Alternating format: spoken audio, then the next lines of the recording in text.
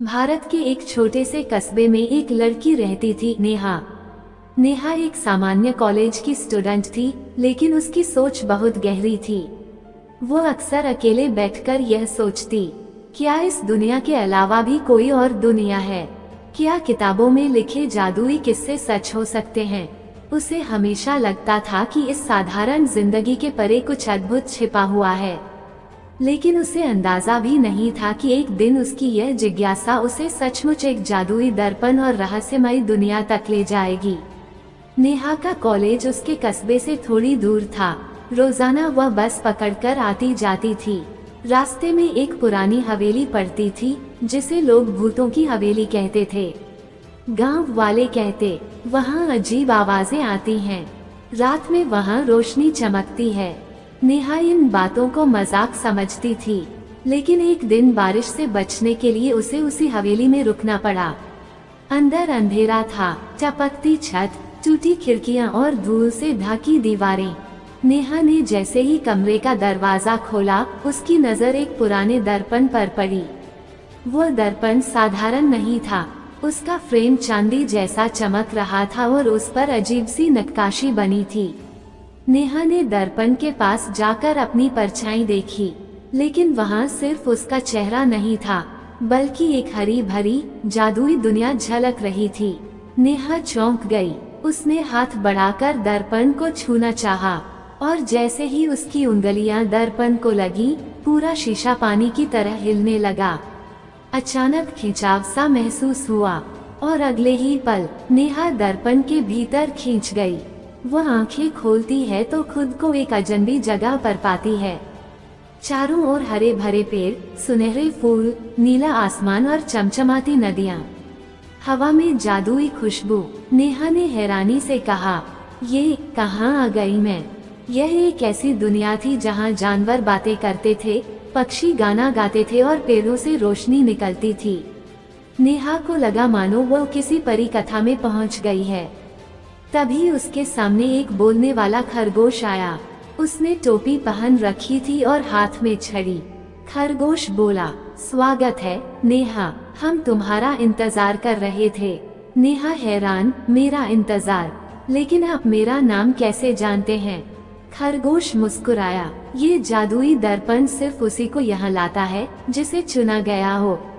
तुम्हारे भीतर साहस और सच्चाई है, और यही गुण इस दुनिया को बचा सकते हैं। नेहा को धीरे धीरे पता चला कि इस रहस्यमय दुनिया पर एक अंधकार का साया मंडरा रहा है। एक दुष्ट जादूगर कायरस यहाँ का असली राजा बनना चाहता था। उसने काले जादू से इस दुनिया की रोशनी चुरानी शुरू कर दी थी। पक्षी गाना भूलने लगे थे, नदियाँ सूखने लगी थीं, फूल मुरझा रहे थे। खरगोश बोला, इस दुनिया को बचाने का एक ही तरीका है, तुम्हें सच का क्रिस्टल ढूंढना होगा जो पर्वतों के पार छिपा है। सिर्फ वही क्रिस्टल जादूगर की ताकत तोड़ सकता है। नेहा पहले तो डर गई, लेकिन फिर उसे याद आया, अगर मैं सचमुच चुनी गई हूँ तो मुझे हिम्मत दिखानी होगी। नेहा की यात्रा शुरू हुई। उसके साथ खरगोश और एक सुंदर बोलने वाला पक्षी नील था। वे जादुई जंगल से गुजरे। वहाँ पेड़ों ने उनसे पहेलियाँ पूछी। अगर सही जवाब मिलता तो रास्ता खुलता, वरना पेड़ अपनी शाखाओं से रास्ता बंद कर देते। नेहा ने दिमाग लगाकर हर पहेली का जवाब दिया। फिर वे चमकते झील के किनारे पहुँचे। झील के अंदर एक पानी की परी रहती थी। उसने कहा, अगर तुम्हें सच का क्रिस्टल चाहिए तो पहले अपने दिल का सच पहचानो। नेहा ने झील में देखा। उसे अपनी परछाई नहीं दिखी, बल्कि दिखा उसका परिवार, उसकी पढ़ाई, उसके डर, उसकी ताकत। परी बोली, सच्चाई यही है, तुम्हें डर भी है, लेकिन उससे ऊपर तुम्हारा साहस है, और वही तुम्हें आगे ले जाएगा। कई दिनों की यात्रा के बाद नेहा पर्वत की गुफा तक पहुंची। वहां काले धुएं और बिजली के बीच जादूगर कायरस खड़ा था। वह बोला, तो तुम वही लड़की हो जिसे दर्पण ने चुना है? मूर्ख, ये दुनिया अब मेरी होगी। उसने आग का गोला नेहा की तरफ फेंका, लेकिन नील पक्षी ने अपने पंख फैलाकर उसे रोक लिया। नेहा ने साहस जुटाकर आगे कदम बढ़ाया। उसके हाथ में अब वह सच का क्रिस्टल चमक रहा था।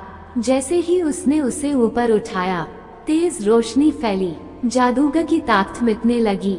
वह चीखा और धुएं में बदल गया। अंधकार छट गया, फूल फिर से खिल उठे, नदियां बहने लगी, पक्षी गाने लगे। खरगोश बोला, नेहा, तुमने इस दुनिया को बचा लिया, लेकिन अब तुम्हें अपनी दुनिया लौटना होगा। नेहा उदास थी, पर समझ गई कि उसका असली घर वही है। दर्पण फिर से सामने आया। नेहा उसमें कूद गई और वापस उसी पुरानी हवेली में आ गिरी। अब नेहा पहले जैसी नहीं रही। उसके भीतर आत्मविश्वास और साहस आ चुका था। उसे समझ आ गया था कि जादू असल में सच्चाई, साहस और विश्वास में छिपा होता है। वह रोज आईने में देखती और मुस्कुराती, क्योंकि वह जानती थी कहीं न कहीं एक रहस्यमय दुनिया सचमुच उसका इंतजार कर रही है।